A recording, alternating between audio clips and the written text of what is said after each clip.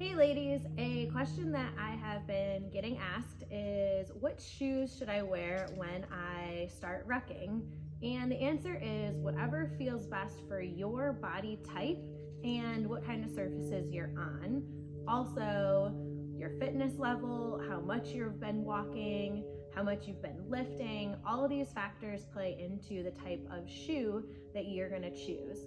So I have a couple different options depending on where you're gonna be.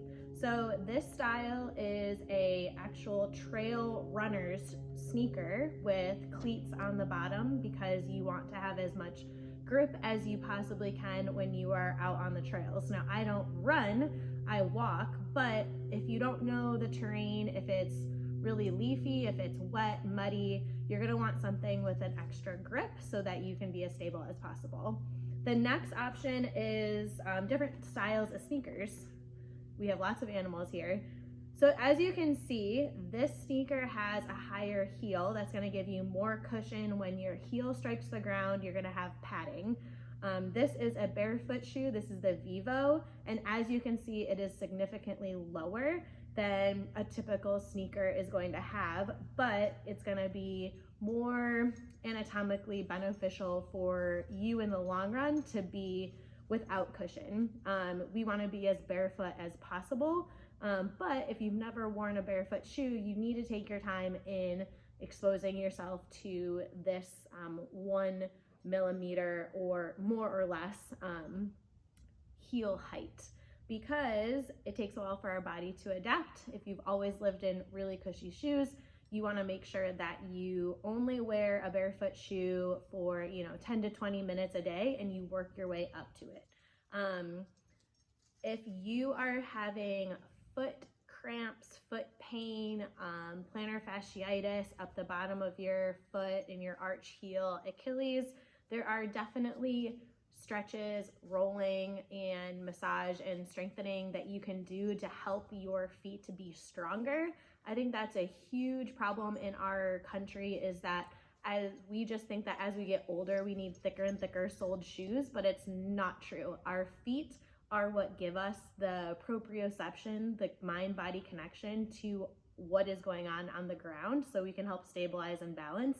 And once our soles keep getting thicker and thicker, we lose that connection, which actually makes us more unstable and more at risk for falling. So as much as possible, we want to be barefoot and around our house, maybe in socks. But for our shoes, we really want to be able to get to something that is as barefoot, least amount of cushion as possible. And the cool thing about companies now is there are so many options for barefoot outdoor apparel wear. So you can get a sneaker to ruck in if you're gonna be on a lot of sidewalks and asphalt and clear trails. You can even get hiking boots that are barefoot style that have wider toe boxes. So something about a barefoot shoe is it's gonna have a wider toe box than you can see this shoe does. And that is allowing your toes to spread out as maximally as possible instead of being scrunched in, which is not good for our walking or running mechanics.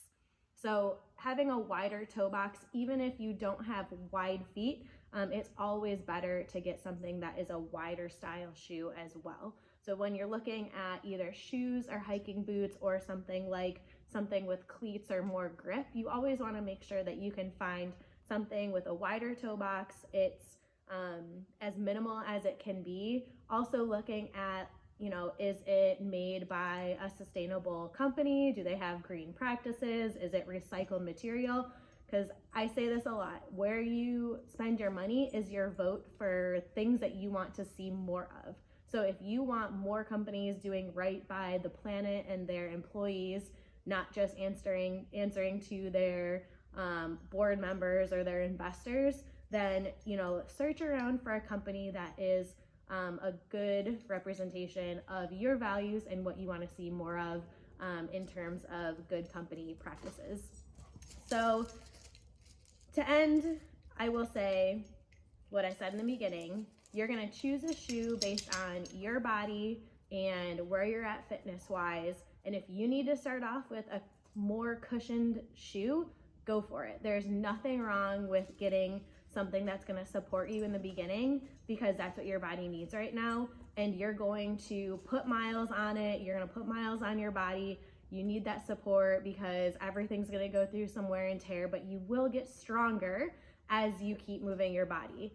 And then you can, once you work your way into, you know, a routine and your body's used to walking and you're walking with more weight, you know, look at transitioning part of the time to something that's more minimalistic. That is okay to do time in both shoes.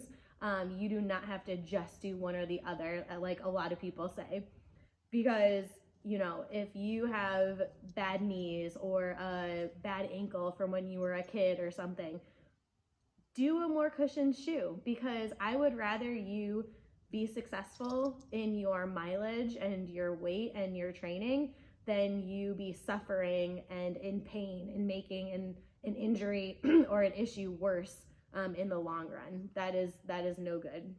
Do not push through now and suffer, you know, the consequences later. So looking to choose a shoe that's best for you, your body, your goals, your terrain that you're training on. And there will be more videos in our channel that are going to show you different stretches, different strength training, different massage and mobility that you can do as well if you do happen to have tight feet, tight hamstrings, tight calves, all the way up, because rucking and walking is a full body experience. Thank you. Leave your questions and comments below. Can't wait to hear from you, and happy rucking.